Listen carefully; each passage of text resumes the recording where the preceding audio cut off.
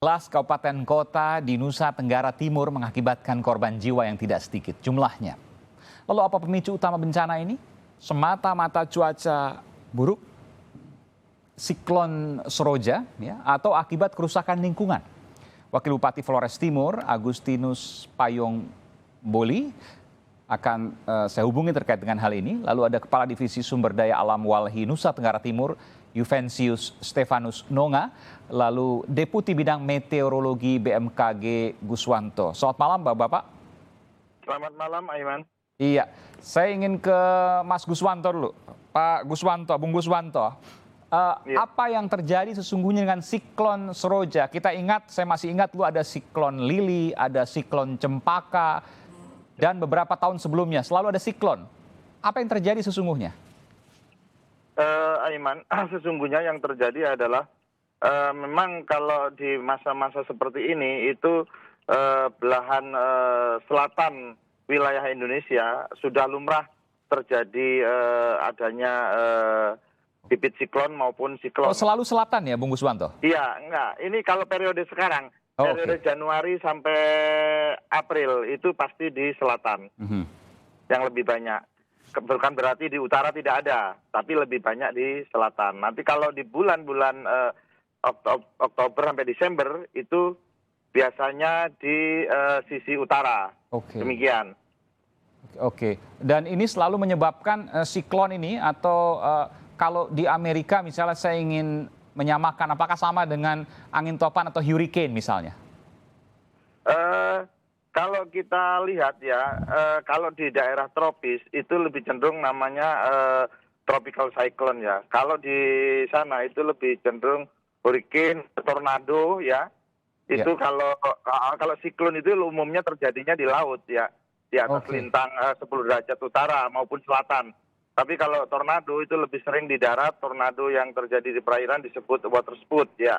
Seperti itu. Kemudian dari arah gerak kita juga melihat itu di belahan bumi selatan umumnya untuk siklon itu ke arah barat atau ke barat daya, sedangkan ke siklon di bumi utara itu umumnya bergerak ke arah barat laut. Demikian. Perbedaannya dengan tornado atau hurricane yang ada di negara-negara subtropis atau Amerika misalnya dan negara-negara lain, apa perbedaannya dengan siklon? Perbedaannya kalau di kita di daerah tropis itu lebih dinamis. Pembentukannya lebih cepat ya.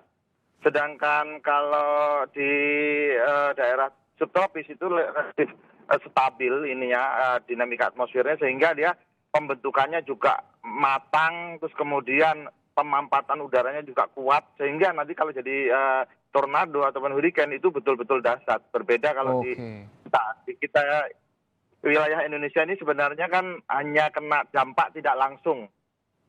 Namun yang kemarin disebut agak janggal karena ini tumbuh di perairan yang artinya kalau kita lihat itu di pulau sekitar Pulau Rote maupun Pulau Sawu ya, di Laut Sawu.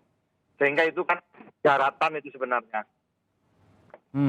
Biasanya terjadinya di lautan. Dia angin mutar juga itu Pak Guswanto ya, Bung Guswanto ya. Dan kemudian menyebabkan hujan lebat yang luar biasa dalam waktu panjang, lebih dari 1 hari biasanya.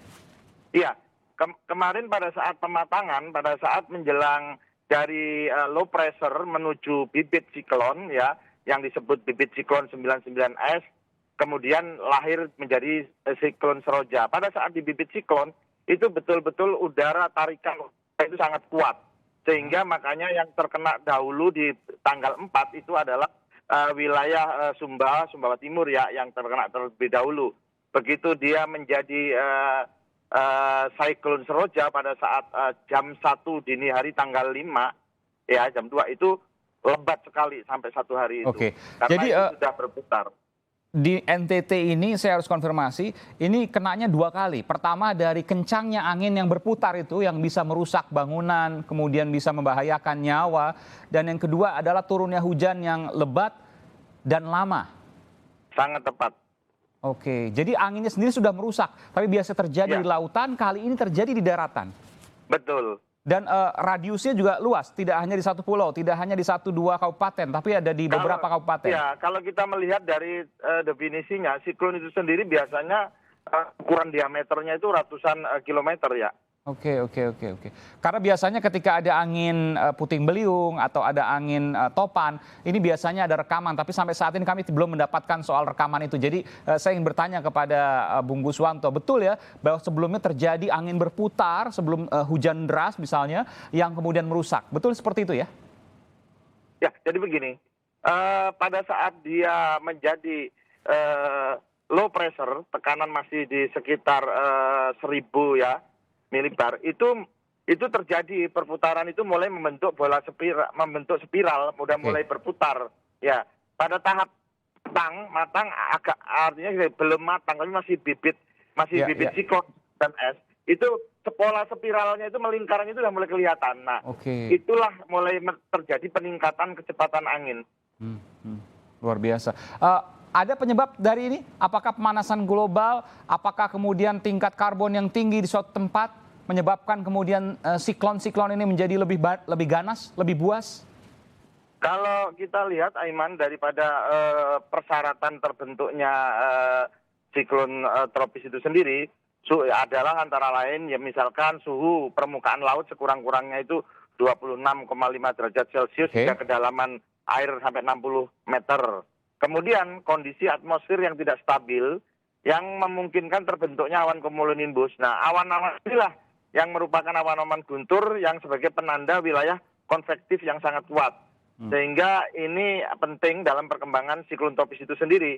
Nah, kemudian dari sisi kelembapan relatif itu sampai ketinggian sekitar 5 kilo itu ketinggian atmosfer panas menengah ini keadaan kering dan tidak mendukung perkembangan badai guntur di dalam siklon. Nah, pada sekitar itulah memungkinkan terjadinya pembentukan yang lebih matang ya. Perubahan angin terhadap ketinggian, itu perubahan angin besar itu akan mengacu proses perkembangan demikian. Oke, saya ke Bung Yufensius Stefanus Nonga, sudah bergabung? Bung Yuven? Selamat malam Bung Yuven. Ia adalah Kepala Divisi Sumber Daya Alam Walhi, Nusa Tenggara Timur. Bung Yuven? Iya, tampaknya belum bergabung. Nanti kita akan mencoba menghubungi kembali. Halo. Bung Yuven?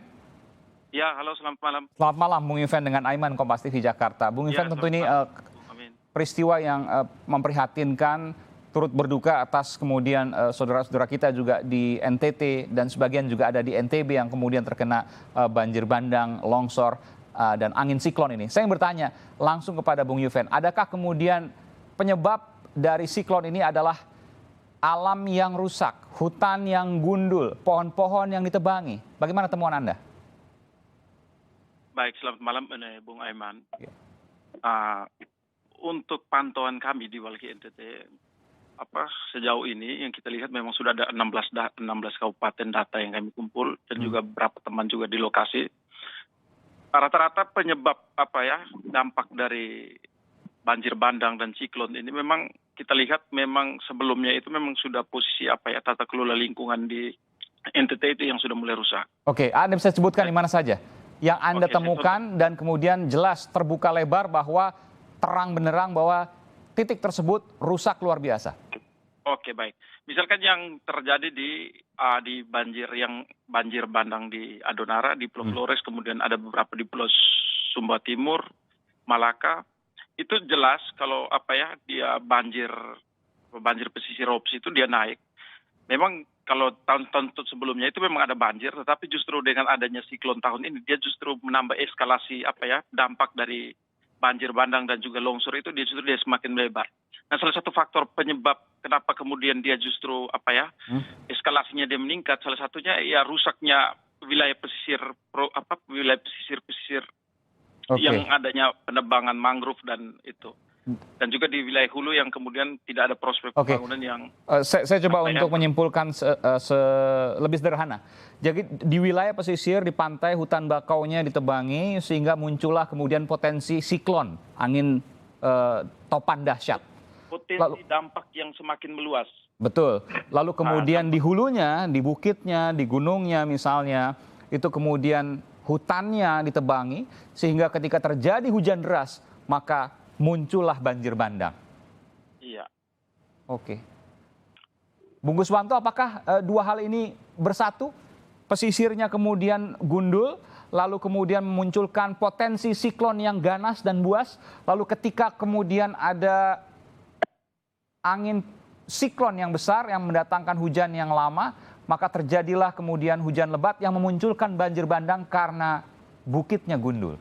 Saya akan kembali sesaat lagi, apakah kemudian temuan BMKG juga hal yang sama yang disampaikan oleh Walhi di Nusa Tenggara Timur. Kita akan kembali saat lagi saudara dengan informasi terkait dengan 11 kabupaten kota di Nusa Tenggara Timur yang mengalami banjir bandang dan juga angin siklon tropis luar biasa. Saat lagi. Halo sahabat Kompas TV, saya Ihsan Sitorus, presenter program Saksi Kunci Kompas TV.